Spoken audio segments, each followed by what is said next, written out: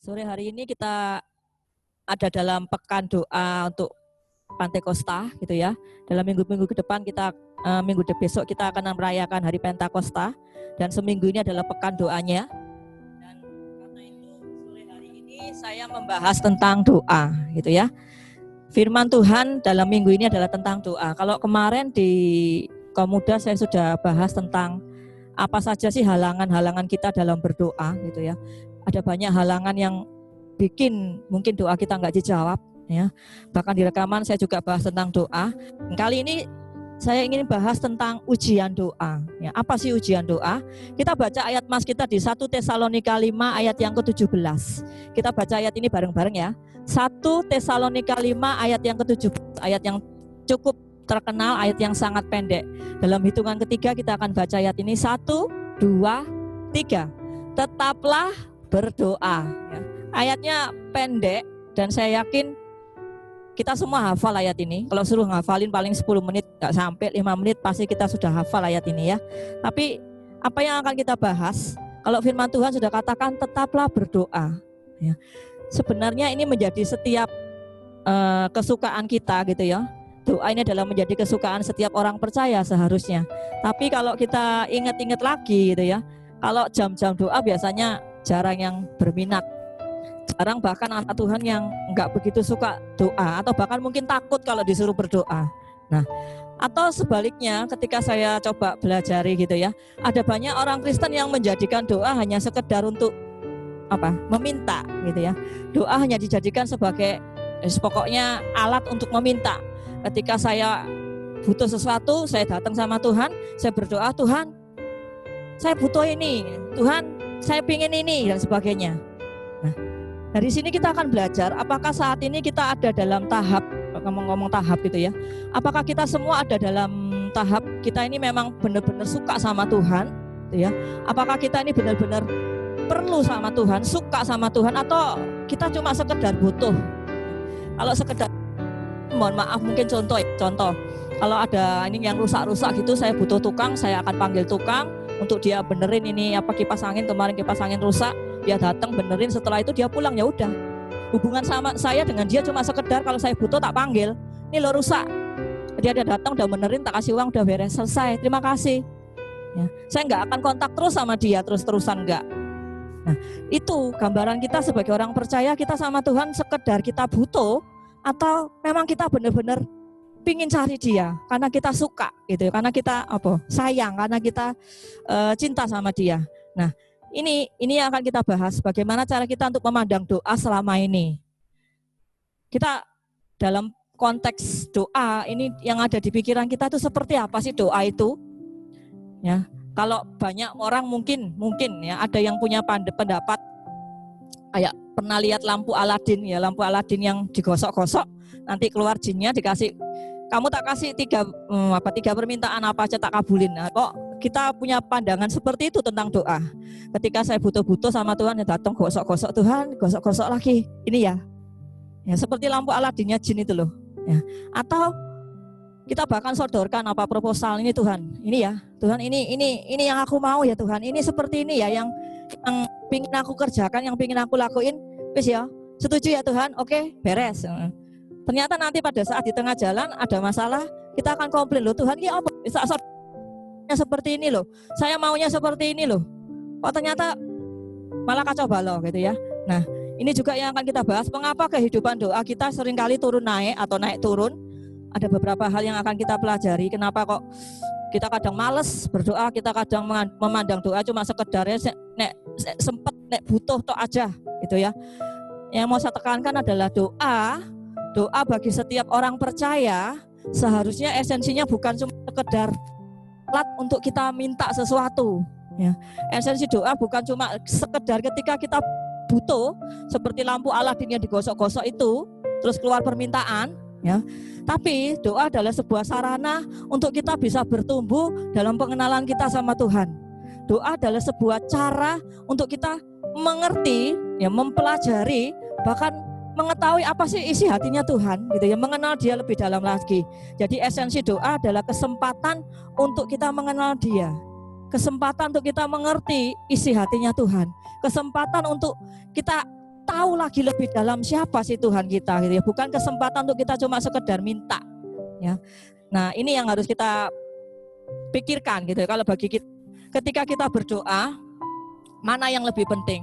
Keinginan kita terkabul atau kehendak Tuhan yang terjadi?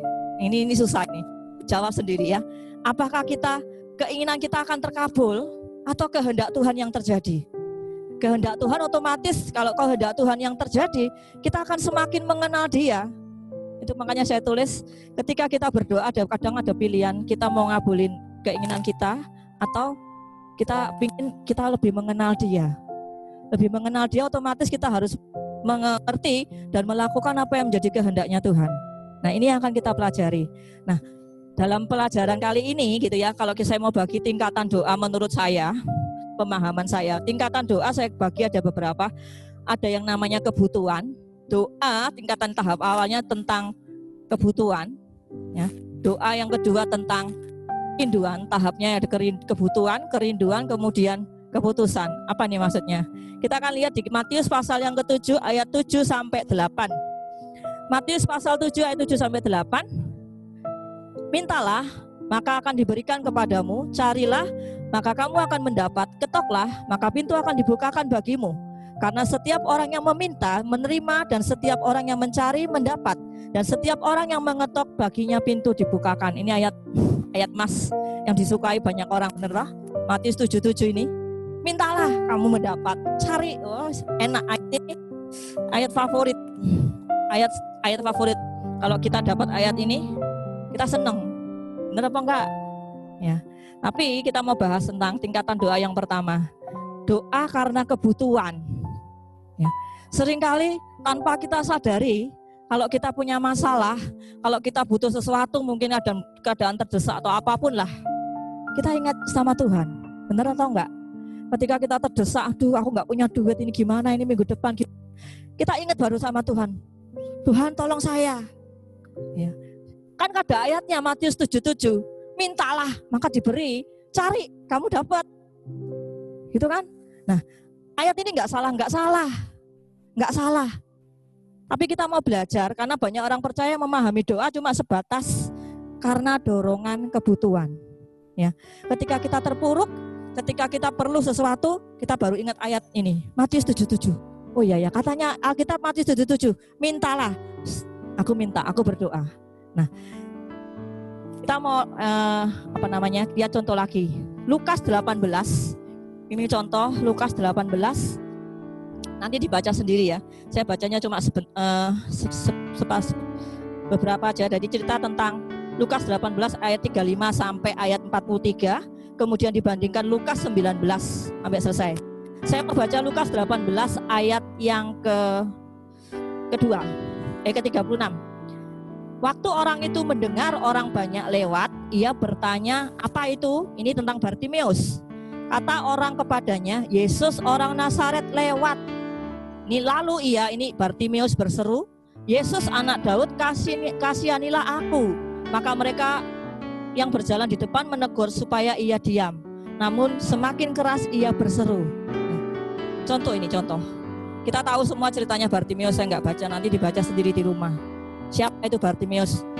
Pengemis yang buta. Bartimeus dengar tentang Yesus, tahu tentang Yesus dari cerita banyak orang. Dia nggak pernah lihat Yesus karena dia buta. Telinganya mendengar, Yesus ini mungkin, ini luar biasa, di mana dia ada selalu dia bisa menyembuhkan, dia bisa kasih mujizat. Dia dengar itu semua. Ketika menyadari bahwa Yesus lewat di situ, ya mungkin di depan, ada kok ramai dengar Yesus lewat. Bartimeus penasaran dan dia ingin ketemu Yesus. Kalau Anda baca ini sekedar, kenapa sih Bartimeus ingin ketemu Yesus? Kenapa Do? Enggak. Pengen apa? Pengen sembuh. Bartimeus cari Yesus karena dia pengen sembuh. Dia punya kebutuhan untuk matanya bisa diselipkan. Ya. Bartimeus, bahkan di ayat tadi dikatakan, ojo rame ae gitu ya, orang-orang yang di depannya, kamu jangan teriak-teriak mengganggu. Tapi dia semangat, dia berteriak, anak Daud, kasihanilah aku. Dan Bartimeus sangat gigih, teriak terus, masih di sana ini aku teriak terus. Ya. Ketika saya baca saya mikir gini, kalau kita ada dalam kondisi terpuruk, ketika kita ada dalam kondisi yang mungkin susah, ada dalam kondisi yang lembah kelam atau apapun lah, dalam diri kita, semangat benar. Hari Yesus kita berdoa mungkin jam 1 malam, jam 3 pagi berdoa, kita nggak keberatan. Kita akan selalu berdoa, Tuhan tolong saya, sambil nangis terus. Gigih, ya seperti Bartimeus, aja rame ae. Dia terus panggil, Yesus anak Daud kasihani aku. Ada kalanya mungkin orang percaya juga seperti ini, karena desakan kebutuhan, dia gigih untuk cari Tuhan. Dia nggak peduli wes. Tapi coba nanti di kitab Lukas 19 tentang Sakeus, saya nggak baca semua, ya saya akan baca Lukas 19 ayat 3, coba ayat 3 ya. Ini cerita tentang Sakeus. Ia berusaha untuk melihat orang apakah Yesus itu, tetapi ia tidak berhasil karena orang banyak sebab badannya pendek. Ayat 4, maka berlarilah ia mendahului orang banyak, lalu memanjat pohon ara untuk melihat Yesus yang akan lewat di situ. Alkitab mencatat ada 2 tokoh yang pingin ketemu Yesus, gitu ya, sama-sama kepingin ketemu Yesus. Sakeus diceritain ini orang kaya, orang yang cukup punya, nggak ada satupun yang susah bagi dia. Kalau Bartimeus memang udah nggak punya, buta lagi. Sakeus punya segalanya, tapi ternyata orang ini juga kepingin tahu siapa sih Yesus itu ya, tak cari. Ya, Alkitab mencatat dia berlari, karena nggak ketok, ndelok kalau orang pendek kan nggak kelihatan. Dia berlari, dia punya akal, aku naik pohon yang tinggi tak lihat dari bawah. Ya, ayo bayangkan aja, kenapa kok Sakeus bisa mau-maunya kayak gitu, pingin ketemu Yesus, saking penasarannya sampai dia bela-belain naik pohon. Ya, Bartimeus maupun Sakeus sama-sama nggak kenal Yesus, mereka cuma dengar. Ya, tapi kita tahu Bartimeus cari Yesus karena dia butuh banget. Butuh ini loh, sembuhkan aku Tuhan. Dia sembuh. Sakeus sebaliknya Alkitab juga mencatat, aku pengen ketemu Yesus. Lari, cari dengan segala macam cara, naik pohon, pokoknya aku pengen delok gitu ya. Dan Alkitab di ayat 15 ayat 5, ketika Yesus sampai ke tempat itu, ia melihat ke atas dan berkata, Sakeus segera turun sebab hari ini aku harus menumpang di rumahmu. Ya. Ketika saya baca ini, oh iya, ini bedanya lagi. Ini ada level doa yang berbeda. Sakeus cari Yesus bukan karena dia butuh, tapi dia pingin tahu siapa sih wong iki. Penasaran, aku dengar banyak ini cerita orang ini luar biasa, kayak apa orangnya. Aku pingin lihat. Ya. Saking penasarannya dia ngelakuin segala macam cara, pokoknya aku ketemu Yesus. Dan ayat ini mengatakan, Yesus tahu loh. Yesus tahu kerinduannya Sakeus. Ya, bayangin aja kalau orang banyak pohonnya, mungkin di situ ya banyak pohon. Apain Yesus tiba-tiba menghampiri pohon tempatnya Sakeus dan dia ngomong, turun no, aku mau numpang di rumahmu. Ya, ini bedanya. Ada sebuah perlakuan Yesus terhadap Bartimeus maupun terhadap Sakeus beda. Terhadap Bartimeus Yesus ngomong, kamu mau apa sih? Apa yang kamu kehendaki untuk aku perbuat? Ini loh mataku, disembuhkan. Ya, sembuh. Sudah. Setelah itu mungkin Bartimeus pulang. Saya mikir setelah itu mungkin Bartimeus gak ketemu lagi sama Yesus. Tapi kalau Sakeus, Yesus ngomong, turun no, aku mau nginep di rumahmu. Ada satu perlakuan yang beda yang Yesus kasih. Ya, mereka dapat mujizat, dapat semua. Tapi ada satu hal yang saya tertarik gitu ya.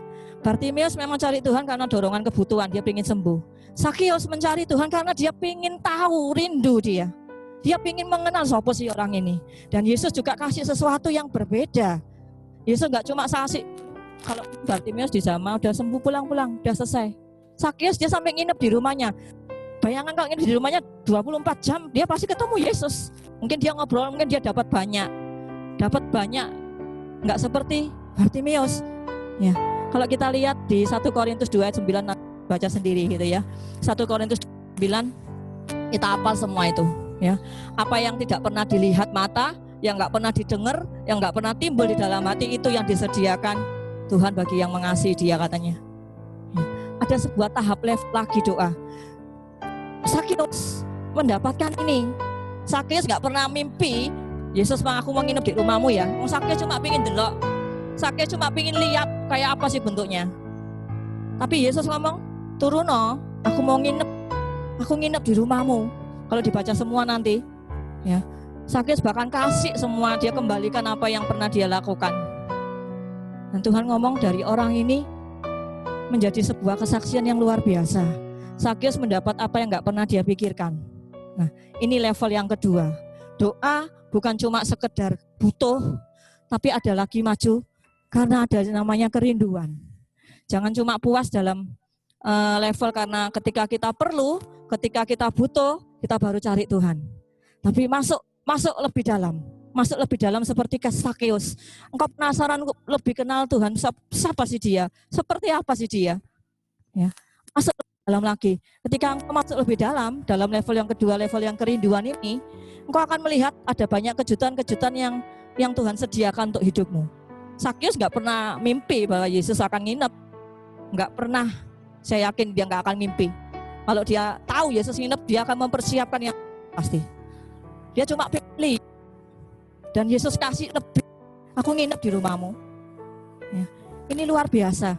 Ketika kita datang, kita berdoa sama Tuhan, gitu ya. Kalau bukan kebutuhan, cuma sesaat kita dapatnya ya cuma ya seperti Bartimeus, mungkin apa yang kita minta Tuhan kasih. Tuhan kita Allah yang luar biasa dan maha baik, pasti Tuhan kasih. Pasti, saya yakin ketika engkau minta sesuatu, Tuhan akan kasih. Tapi ketika kita berhenti cuma di level itu, di tahap ketika kita cari Tuhan cuma sekedar butuh, ya udah, engkau cuma dapatnya apa yang kamu perlu. Engkau nggak akan dapat lebih lagi. Tapi ketika kita masuk ke level yang lebih dalam, kita dapat hal-hal yang luar biasa yang mungkin nggak pernah dipikirkan. Pernah nggak dalam hati kita ada seperti apa namanya, dorongan gitu, ada sebuah keinginan ketika aku ingin berdoa, ada sebuah kerinduan, aku ingin doa. Yang kalau orang-orang kuno yang mungkin yang sudah sepuh-sepuh gitu ya, mereka pasti pingin banget nih, seneng banget ada yang namanya doa-doa kayak gitu. Ya. Oma itu salah satunya, kalau Anda tahu Oma Marni itu, ya, dia selalu senang berdoa. Nah, seringkali kita juga seperti itu. Ya, kalau kita punya kerinduan dalam hati kita, ya pingin doa Tuhan. Ketika kita berdoa mungkin kita merasakan sesuatu yang apa istilahnya, yang enak gitu, sesuatu sampai kita mungkin nangis, kita semua hadirat itu melawat. Ya, itu yang terjadi ketika kita ada dalam namanya level kerinduan. Kehidupan doa enggak lagi didorong sama kebutuhan, tetapi karena sebuah kerinduan untuk kita mencari Dia, kerinduan untuk kita mengenal Dia. Dan ketika kita ada di tahap ini, pasti kita senang yang namanya doa itu mudah bagi kita untuk doa, enggak susah. Kita senang karena kita tahu ketika kita di sana, ketika kita ada di dalam doa, kemarin kita pernah pelajari itu. Kalau kita ada dalam doa, kita dapat kekuatan. Ketika kita ada dalam doa, kita bisa menghadirkan yang namanya mukjizat. Ya. Ada sebuah kerinduan. Nah, kerinduan itu dari mana? Apakah kita sendiri yang rindu, aku rindu cari Tuhan? Enggak. Roma 3 nanti dibaca sendiri. Enggak ada satupun manusia yang benar. Enggak. Ya, dosa sudah membuat manusia kehilangan kemuliaannya. Dorongan itu timbul karena Tuhan sendiri. Filipi pasal yang coba dibuka, Filipi pasal yang kedua ayat yang ke-13. Filipi pasal yang kedua ayat 13 nih. Karena Allah lah yang mengerjakan di dalam kamu baik kemauan maupun pekerjaan menurut kerelaannya. Jadi Tuhan sendiri sebenarnya bekerja dalam hatimu, ya, yang memanggil di dalam dirimu untuk menarik hati kita supaya nih loh, kamu datang sama aku. Seperti Yesus panggil Sakeus, Sakeus turun loh. Ya, ketika kerinduan dalam dirimu, dia akan panggil kamu, Win, sini ya. Aku mau berdoa sama kamu, aku mau ketemu sama kamu. Tapi Bina tidur. Ya, kita sering capek aku Tuhan, capek, sibuk aku, gitu kan? Nah, ini yang saya ingin sorotin. Apa respon kita ketika Tuhan itu memanggil? Pasti saya yakin dalam hati setiap kita kadang ada namanya apa yang berbicara atau yang perasaan ketika kita melalaikan jam doa. Pernah nggak? Yang seharusnya kita berdoa, kemudian kita nggak berdoa di hari itu, di jam itu mungkin. Ada nggak sesuatu di hatimu? Aduh, ada yang sesuatu yang mengingatkan loh, kamu kok nggak datang sama aku ya? Ada sesuatu yang memanggil. Nah, ini kita punya pilihan. Ketika Tuhan memanggil, panggil namamu, gitu ya, panggil di dalam dirimu, sini, oh, hei, gitu ya. Kita punya pilihan, kita mau responi, oh ya aku doa Tuhan, aku datang, karena kerinduan aku juga pengen ketemu sama kamu. Atau sebaliknya kita sibuk, apa meneh, ngantuk, doanya kan sih besok-besok nggak apa-apa, masih banyak doa-doa ya. Ini yang harus kita tahu. Penting untuk kita bisa meresponi ketika Tuhan itu memanggil. Ketika Tuhan panggil, bayangkan aja kalau Sakyus di atas pohon, Tuhan panggil, Sakyus turun loh. Sakyus ngomong, enggak ini enak di sini, sudah aku sudah ketemu kamu, udah, dia nggak akan dapat apa-apa. Tapi ketika Tuhan panggil, Sakyus turun, aku mau nginep. Sakyus turun, dicerita ini Sakyus turun, dia pulang, dia bahkan berikan semua apa yang dia punya. Ya, ini penting untuk kita bisa meresponi dorongan itu. Ketika ada dorongan di dalam hatimu, responi itu. Responi dengan apa? Yuk, doa, berdoalah. Enggak susah untuk kita berdoa, gratis, enggak bayar. Ya, jadi jangan cuekin gitu ya, jangan mengabaikan. Ketika dorongan itu Tuhan loh yang menggerakkan. Filipi 3 katakan, yang menggerakkan semua itu kemauanmu atau apapun itu Tuhan sebenarnya. Tuhan yang panggil kamu. Tapi kita seringkali nyuekin gitu. Kok nanti aja wis. Kalau misalnya contoh paling gampang, misalnya saya panggil, enggak gubris dipanggil, Win, biarin aja Hana sopong, Win. Kira gimana? Tersinggung nggak? Tak parani, tak keplak, tak celuk kok gak di, gitu kan? Kita bayangin aja, kerinduan Tuhan untuk selalu ada. Kerinduan Tuhan itu sangat-sangat rindu untuk kita selalu datang, dekat sama kita tuh dia selalu rindu. Ya. Kalau mau lihat di ayat Yohanes pasal yang ke-10, Yohanes pasal yang ke-10 ayat yang ke-3 sampai 4 gitu ya. Untuk dia penjaga membuka pintu dan domba-dombanya mendengarkan suaranya, dan ia memanggil domba-dombanya masing-masing menurut namanya dan menuntutnya keluar. Jika semua dombanya telah dibawa keluar, ia berjalan di depan mereka dan domba-domba itu mengikuti dia karena mereka mengenal suaranya. Ini. Kalau kita rindu sama Tuhan, Tuhan pasti kok panggil, pasti. Tuhan akan panggil, hei. Ketika kita meresponi suaranya Tuhan, kita hafal, lama-lama kita hafal, pasti hafal. Saya yakin kok. Buktinya kalau siapa yang saya telepon, dia langsung hafal. Apa sih? Hafal namanya, hafal suaranya. Nggak usah lihat orangnya, ketua dengar suaranya pasti suaranya Diana. Dia tahu. Sama level kita sama Tuhan ketika kita sudah rindu banget sama dia. Setiap kali dia panggil kita meresponi dengan datang sama dia. Lama-lama itu akan kita dengar suaranya, kita tahu, oh ini Tuhan ngomong ya, oh Tuhan pingin aku seperti ini ya. Next, level yang ketiga, kalau kita udah masuk di yang level kerinduan, level yang ketiga saya kasih nama keputusan. Level doa yang ketiga adalah tentang keputusan. Maksudnya apa keputusan? Kita nggak pilih-pilih, pokoknya harus doa. Ini namanya keputusan ya. Yakobus pasal yang keempat ayat yang ke-8. Yakobus pasal 4 ayat yang ke-8, mendekatlah kepada Tuhan, maka ia akan mendekat kepadamu. Itu katanya ya, nanti dibaca sendiri. Mendekatlah sama Tuhan, mendekatlah kepada Allah. Ada banyak Alkitab, kalau kita lihat Yeremia 3:3, sudah hafal pasti. Berserulah kepadaku, maka aku akan menjawab. Ya, aku akan kasih tahu bahkan hal-hal yang kamu nggak pernah tahu, yang nggak pernah terpahami olehmu. Nih, level keputusan ini adalah level di mana kita masing-masing, setiap orang percaya mengambil sebuah keputusan. Doa adalah harga mati yang kita nggak akan bisa tawar. Pokoknya tetap harus berdoa, nggak ada alasan apapun, harus tetap berdoa. Itu maksudnya level keputusan. Kita mengambil satu keputusan, pokoknya aku tetap doa sama Tuhan. Aku nggak mau nggak doa, maksudnya doanya bolong. Aku tetap akan berdoa, nggak akan pernah oleh apapun. Ya, ini maksudnya yang saya sebut dengan level yang keputusan. Ya, karena apa? Kenapa? Karena kadang ada waktunya mungkin Tuhan nggak tarik hati kita untuk panggil. Ada saatnya mungkin Tuhan seolah-olah diem. Ada saatnya mungkin Tuhan nggak panggil keras, Ham, sini. Tapi dia seolah-olah diem. Dan ketika kita sudah disibukkan dengan kondisi sekeliling atau apapun keadaan kita, ya terus kita ngomong, nggak panggil, nggak apa-apa, wis ini nggak doa sekarang, nggak apa-apa. Ya. Padahal kalau saya pikir sebenarnya mungkin Tuhan nggak akan terus panggil kamu terus-terusan, Hana gitu ya. Ada saatnya Tuhan mungkin tunggu inisiatif kamu dulu loh yang datang ke aku. Ya, nggak sekedar aku pokoknya setiap kali kalau sama anak-anak sekolah minggu, Win sini Win sini Win. Lama-lama masuk, ya kamu yang tahu, kamu kesini sendiri, nggak usah tunggu aku panggil, nggak usah aku tunggu panggil kamu. Ya, ini saatnya Tuhan nggak akan punya inisiatif untuk panggil kita, untuk gerakkan kita.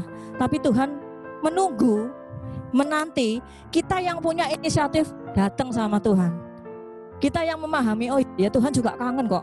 Sama kalau mungkin anak sama orang tua yang di luar kota, anaknya mungkin nggak pernah pulang, ya, anaknya nggak pernah pulang, orang tua mungkin masih telepon, masih nyambangi, ya terus kayak gitu, itu pasti. Intinya apa sih? Intinya ada sebuah hubungan itu nggak bisa dari satu pihak, pasti harus dua-duanya punya inisiatif, harus dua-duanya punya sebuah keputusan. Aku ya juga mau ini sama, karena kangen, karena rindu, pingin ketemu, apapun caranya. Ya, ada sebuah inisiatif dari kedua belah pihak. Nah, ini yang seringkali kadang bikin doa kita mungkin turun naik, rasanya males atau apalagi lah, rasanya mungkin kering, rasanya mungkin percuma gitu ya, doanya nggak ada apa-apa ya, kayaknya nggak ada apa-apa, kering dan sebagainya. Kenapa? Karena ini inisiatifnya nggak datang cuma dari Tuhan, tapi dari kita kedua-duanya. Ketika Tuhan mungkin kayaknya diam, tetap kita harus datang ke sana, tetap kita harus berinisiatif berdoa, karena kita rindu ketemu sama Dia. Ketika Tuhan diam pun nggak apa-apa, aku tetap rindu. Sakeus ketika dia ingin lihat Tuhan, dia nggak mengharap aku dikasih sesuatu sama Yesus. Sakeus sudah punya semuanya mungkin. Aku nggak perlu minta, aku cuma pengen lihat. Aku pengen lihat kayak apa sih orang ini. Ini ada waktunya kita juga seperti ini. Inisiatif datang dari kita. Jadi seolah-olah mungkin ketika kamu sudah berdoa berkali-kali Tuhan nggak jawab. Setiap kali kamu berdoa kok, aduh Tuhan kok kayaknya ada sesuatu. Tetap aja lanjutkan doamu. Ya, itu ada saatnya di mana mungkin Tuhan ingin lihat, Tuhan ingin menanti, Tuhan ingin lihat seperti apa sih kamu. Tuhan ingin menanti sejauh mana sih kamu dekat sama aku, atau sedalam apa sih kamu cinta sama aku. Ya, ini kehidupan doa kita kadang sering turun naik karena gara-gara ini. Nah, kalau kita nggak apa-apa wes meneh ben-ben nggak apa-apa. Bisa iki sing ono gitu ya. Ini jangan. Nah, kita sadari sekarang Tuhan nggak pernah nggak kangen gitu ya. Kasananya Tuhan akan selalu rindu. Tuhan akan selalu pingin untuk kita ketemu, untuk selalu dekat sama kita, untuk selalu ada sama kita. Ini baliknya orang percaya, yaitu tadi, ini yang namanya saya sebut ujian doa. Apakah ketika Tuhan kayaknya diem, kamu akan tetap berdoa, kamu akan tetap cari Dia, kamu akan tetap datang sama Dia? Ini ujiannya. Atau bahkan ketika kita nggak merasakan apa-apa, bahkan kita akan tetap cari, kita akan tetap berlari kayak Sakeus, berlari cari segala macam cara, naik pohon, pokoknya aku ingin ketemu Yesus. Ya. Apakah seperti ini? Ya. Ini ujian-ujiannya doa, atau doa cuma sekedar ketika kita perlu, nek butuh aku ujian, makanya aku getuh sembahyang, ya. Aku mau ujian, aku mau lulus atau apalah, kita berdoa sungguh-sungguh. Atau aku ingin cari kerja, kita sembahyang terus bener-beneran getuh sembahyang. Ya. Mungkin berapa doa lagi, Tuhan tolong ya Tuhan. Tapi begitu udah dijawab sama Tuhan, nih tak kasih kayak Bartimius itu loh, kenceng manggilnya, Yesus anak Daud, jalannya bengok terus, panggil terus, bengok terus, nggak salah. Kita harus panggil terus sekeras-kerasnya, nggak boleh berhenti. Tapi jangan sadar ketika kita sudah dapat sesuatu, kendonya apa namanya? Kendo itu bahasa Indonesianya apa sih? Ya kendo pokoknya wis. Nah setiap jam kalau kita perlu cari Tuhan berkali-kali wis. Begitu udah dapat, kita bolong. Gak apa-apa wis, menemben-ben. Hati-hati. Ini kita harus tahu bahwa doa bukan cuma sekedar kita esensinya tadi kesempatan untuk kita minta, tapi adalah sebuah keputusan ya, kesempatan untuk memutuskan ada nggak ada, jelek nggak jelek, apamu nggak dapat apa-apa, tetap aku harus cari Tuhan, tetap aku harus bersekutu sama Tuhan, tetap aku harus datang sama Tuhan. Nah, contoh gitu ya, contoh di Daniel pasal 6, kitab Daniel pasal 6, coba dibuka tuh ayat yang ke-11. Daniel pasal yang ke-6 ayat yang ke-11. Nah ini, demi didengar Daniel bahwa surat perintah itu telah dibuat, pergilah ia ke rumahnya. Dalam kamar atasnya ada tingkap yang terbuka ke arah Yerusalem. 3 kali sehari ia berlutut berdoa serta memuji Allahnya seperti yang biasa dilakukannya. Nanti dibaca sendiri nih. Daniel ini ceritanya dia dilarang, dia dicari berbagai macam kelemahannya Daniel. Kalau dapat kelemahannya Daniel pasti dihukum. Salah satu cara orang-orang untuk menjatuhkan Daniel dari doa ini, nggak boleh berdoa harusnya. Tapi Daniel tetap ngeyel, nggak ngurus. Meskipun dilarang, meskipun aku harus, dia tahu pasti kalau dia ketangkep mati. Tapi kita katakan dia berdoa 3 kali sehari seperti yang biasa dilakukannya. Jadi dia nggak berubah, konsisten terus. Ada nggak ada, enak nggak enak kondisinya apapun, tetap konsisten 3 kali sehari dia berdoa. Ya, ini seperti ini loh harusnya kita sebagai orang percaya. Kita nggak boleh egois. Memandang doa itu cuma untuk keperluan kita, dari sisi kita tok, ya. Tapi kita tahu loh, Tuhan itu juga punya kerinduan. Aku loh pengen ketemu sama kamu, ya. Aku pengen dengar suaramu. Meskipun kalau ada yang berdoa, ada yang suka menyanyi enggak? Yang kalau suaranya menyanyinya enak enggak apa-apa, menyanyi, suaranya sudah cempreng. Apakah Tuhan ngomong rame-rame suaramu enggak enak? Enggak. Tuhan enggak pernah lihat suaramu atau ketika doanya bagus, ada yang namanya kita nggak bisa doa sehingga kita ngomong pakai pecotot mungkin. Tuhan nggak lihat itu. Tuhan nggak lihat, kamu luar biasa kalau ngomong doamu bagus sekali ya, tak kasih. Doamu nggak genah, nggak usah, nggak kayak gitu. Tuhan cuma pengen, anakku datang, bagus nggak bagus, jelek apa yang kamu ngomongkan dalam doamu, Tuhan dengar semua itu. Tuhan kangen, Tuhan selalu rindu ada yang namanya sebuah pertemuan gitu ya, sebuah pertemuan untuk kita bisa terus ketemu sama Tuhan. Nah, ini supaya kita nggak egois, cuma pokoknya aku butuh baru aku cari kamu, kalau nggak butuh nggak cari. Nah, keputusan ini yang harus kita ambil. Doa dari level kebutuhan, karena desakan kebutuhan baru berdoa, atau kita benar-benar rindu sama Tuhan. Enggak, yang kebutuhan kita tetap ketemu level kerinduan. Atau yang ketiga, ketika kita apapun kondisinya nggak ada kerinduan pun, kayaknya Tuhan nggak panggil, aku tetap akan berdoa. Keputusan dan level keputusan ini penting. Kita tetap memutuskan, aku nggak bisa jauh, aku nggak bisa nggak doa, aku nggak bisa lepas atau bolong dari doa. Karena ketika engkau berdoa, kalau tadi kemarin ketika engkau berdoa di Lukas 22, di situ ada malaikat. Ketika Yesus berdoa, ada malaikat yang kasih dia kekuatan. Karena Yesus tahu, aduh, ke depan kalau sebentar lagi akan ada jalan salib, aku nggak bisa, aku nggak mampu aku. Bahkan ketika saking takutnya atau saking lemahnya dia sebagai manusia, dia merasakan apa yang terjadi, peluhnya itu kata Alkitab jadi seperti titik darah. Tapi dengan berdoa dia ajak murid-muridnya. Di Lukas nanti dilihat sendiri.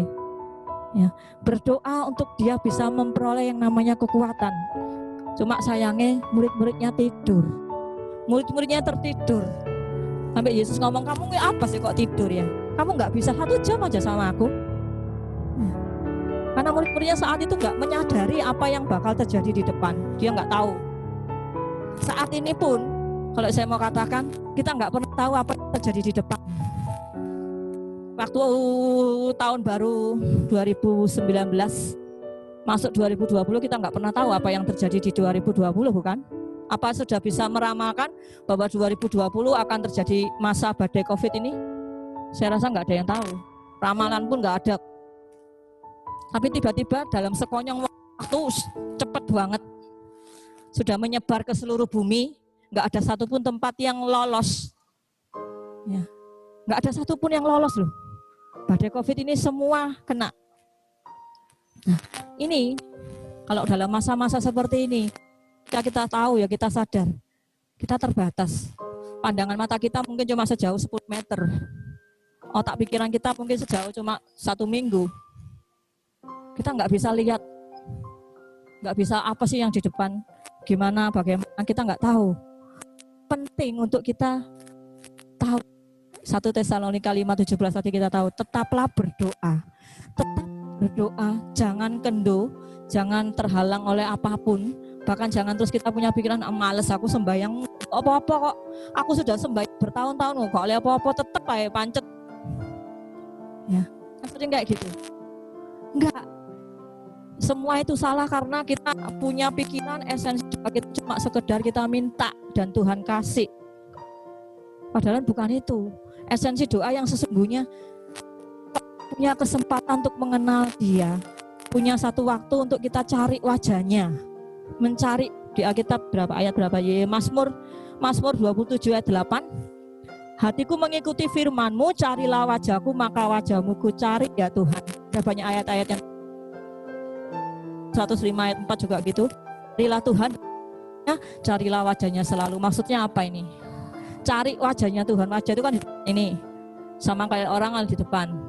Yang dicari wajah, lihat matanya Tuhan, lihat wajahnya Tuhan yang bukan cari tangannya. Saya ngomong tangannya. Kalau tangan ini dikasih sesuatu, tangan ini melakukan sesuatu. Kita cari wajah. Kita enggak tulis cari tangannya Tuhan, wajah. Esensinya apa? Pribadi. Bukan tangan. Kita cari tangannya, tolong tangan ini loh, garapan. Ini selesai no ya. Ini nih, ini kasihin. Enggak. Ya. Alkitab kalau Anda cari nanti semua selalu ditekankan wajah. Cari wajahnya Tuhan. Ketika engkau sudah bisa melihat wajahnya Tuhan, ya, luar biasa. Tuhan kasih, pasti nggak usah minta, kasih semuanya. Ya, kasih semuanya. Saya nggak panjang lebar. Ya, intinya carilah Tuhan selama Dia berkenan untuk ditemui. Berserulah kepadanya selama Dia dekat, kata Yesaya. Cari Tuhan. Cari wajahnya selalu. Jangan pernah terputus oleh halangan atau apa masalah lainnya. Jangan pernah kendo, jangan pernah terus engkau males karena apa yang kamu minta nggak didapat. Cari Tuhan, karena itulah sebuah kesempatan untuk kita bisa mengenal Tuhan. Ketika engkau mencari Tuhan terus, engkau berkomunikasi terus dengan Dia, terus berhubungan, kepekaanmu akan terus semakin tumbuh. Kepekaan itu akan semakin tumbuh. Kita akan peka sekali. Kalau kita peka, kita nggak akan berani main-main sama dosa. Kita nggak akan main-main apa istilahnya, sehari di sini, sehari di sana, kakinya melangkah di 2 tempat, nggak akan berani. Kita peka, ini nggak boleh. Jangan. Ya, kita peka dan kita akan semakin mengenal, oh ini Tuhanku. Kita akan pasti kita mengenal Tuhan. Ketika Tuhan mungkin ngomong panggil kamu, Han, pasti tahu. Panggil kamu ketika mungkin kamu sedang berbeban atau kamu sedang punya masalah, tiba-tiba dari hatimu keluar, anakku, kenapa kamu bersedih? Ya, Tuhan itu punya banyak cara untuk Dia selalu berbicara. Dia ingin selalu kita kenal sama Dia, ingin deket sama Dia. Terus inisiatif pasti dari Tuhan. Banyak cara Tuhan akan buat. Salah satunya ini badai COVID. Saat ini nggak ada satupun manusia yang nggak cari Tuhan. Semua cari Tuhan dalam versinya mereka masing-masing. Apalagi kita orang percaya, kita tahu benar ini loh Tuhan kita, Yesus. Allah yang luar biasa, yang berjanji nggak pernah ninggalin, berjanji untuk menyediakan segala apa yang terbaik. Kalau sudah seperti itu, kenapa kita nggak cari Dia? Ya, saya mengundang kita bangkit berdiri. Saya memanggil tim musik